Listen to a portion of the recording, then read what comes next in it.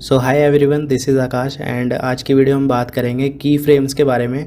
तो गाइस देखो, मैंने अभी अपने प्रीमियर प्रो में ना कुछ ये अपनी एक फ़ोटो है तो मैंने ये इंपोर्ट कर रखी है और इसकी जो भी ड्यूरेशन है ये 4 सेकंड की है। ठीक है, तो इस फोटो के थ्रू मैं आपको की फ्रेम्स के बारे में बताता हूँ तो आपको ज़्यादा बेटर क्लियर होगा। अब मैं बताता हूँ आपको की फ्रेम के बारे में। तो आप की फ्रेम में क्या करना, आप कि इस जो आपको ये दिख रहा है यहाँ पे टॉगल एनिमेशन लिखा हुआ है, इसकी वॉच जो है यहाँ पे, तो इस पर क्लिक कर देना आप यहाँ पे। ठीक है, अब देखना यहाँ पे जैसे ही आपने क्लिक करा ना तो यहाँ पे ना एक की फ्रेम ऐड हो गया। तो अब देखो हमारा ना ये अभी इतना ही दिख रहा है। अब इसके बाद क्या करूँगा कि मैंने कहा था ना कि मेरे को 1 सेकंड पे आके, इतने सेकंड पे मान लो मेरे को ये जो भी फोटो है हमारी, तो इसको थोड़ा जूम करना है मेरे को।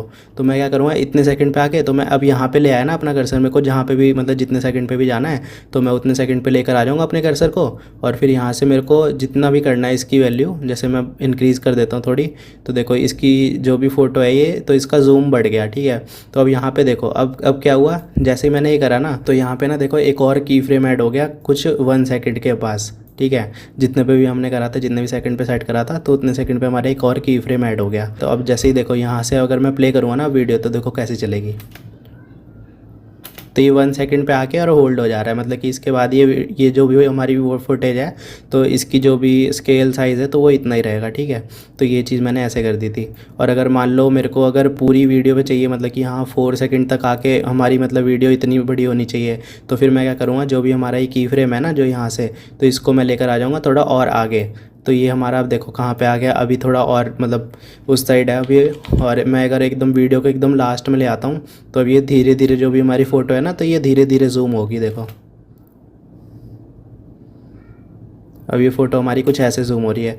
तो भाई यही होता है हमारा जो भी की फ्रेम होता है। ठीक है, तो की फ्रेम हम ऐसे सेट कर सकते हैं और इसके अकॉर्डिंग मतलब हम जो भी ट्रांजिशंस वगैरह मैंने आपको बताई थी ना, तो अब इससे और भी बढ़िया बढ़िया ट्रांजिशन मतलब सेट कर सकते हो अपने अकॉर्डिंग। जो भी जूम इन जूम आउट वाली जो ट्रांजिशन होती है ना, वो इससे ही बनती है। ठीक है, और उसके प्रीसेट बने हुए होते हैं, तो वो यहाँ पर फिर आपके वीडियो ट्रांजिशंस में होते हैं यहाँ पर। तो ये चीज़ आपकी ऐसे होती है। और बाकी आप खुद से भी कोई सी भी ट्रांजिशन बना सकते हो ये इसके की फ्रेम्स के थ्रू।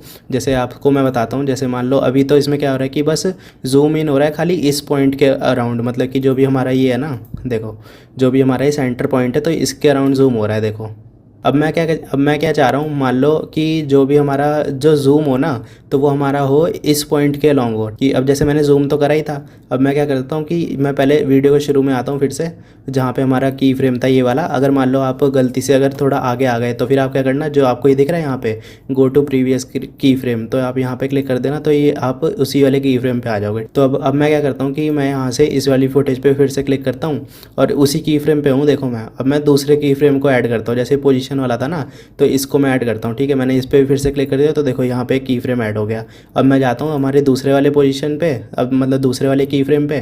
तो अब मैं यहाँ पे जैसे ही आया ना, तो मैं चाह रहा था कि भाई इस वाले पॉइंट पे जूम हो, तो मैं क्या करूँगा, यहाँ से ना पोजीशन सेट कर दूँगा मैं इसकी। जैसे मैं यहाँ पे थोड़ा राइट में ले आया इसको और थोड़ा सा ऊपर ले आता हूँ, थोड़ा सा और इधर ले आता हूँ और इसको मैं इधर ले आया, तो अब ये सेंटर में आ गया हमारा। तो अब क्या होगा, अब देखना इस पॉइंट के अलॉन्ग ना मतलब हमारा जूम होगा। देखो देखो अब मैं प्ले करूँ, ये देखो। तो ये चीज़ ना आपकी भाई ऐसे होती है। और अगर आपको मान लो, जैसे मान लो मैंने ना ये थोड़ी ट्रांजिशन ना थोड़ी जल्दी कर दी, जैसे यहाँ से मैंने ऐसे कर दी और देखो थोड़ा ना जिटर सा आ रहा है, मतलब कि एकदम स्मूथ नहीं हो रही। तो इसके लिए क्या करना, आप यहाँ से इस जो भी आपकी जो भी की फ्रेम है, तो इसको ऐसे क्लिक करके रखना और फिर उसके बाद यहाँ पे आना। जैसे ही सिलेक्ट हो जाएगा, जब सारे की फ्रेम जितने भी आपके की फ्रेम रहेंगे, तो उस पर राइट क्लिक करना और जो आपका ये टेम्पोरल इंटरपोलेशन है ना, तो आप इस पर क्लिक करना और ईज़ इन, और फिर इसका एक और बार क्लिक करना और ईज़ आउट। ठीक है, तो आपका ये ट्रांजिशन जो भी आपकी है तो ये स्मूथ हो जाएगी थोड़ी, है देखो। तो ऐसे ही आप कुछ भी क्रिएट कर सकते हो अपनी ये की फ्रेम्स के थ्रू। और इससे यार बहुत ही अच्छी अच्छी ट्रांजिशंस जो भी होती है वो सेट हो जाती है। की फ्रेम्स का ना बहुत बार काम आता है, चाहे आप किसी भी चीज़ में देख लेना। आगे अगर मैं आप सबको एडिटिंग के बारे में बताऊँगा तो देखना की फ्रेम्स का बहुत ही ज़्यादा यूज़ होता है। ठीक है, तो बस यही था यार की फ्रेम्स के बारे में। बाकी मैं आप सबको धीरे धीरे करके बताता रहूँगा, तो आपको ये चीज़ें और अच्छे से क्लियर होती रहेंगी। बाकी मिलते हैं फिर किसी नेक्स्ट वीडियो में, तब तक ले टेक केयर, बाय बाय।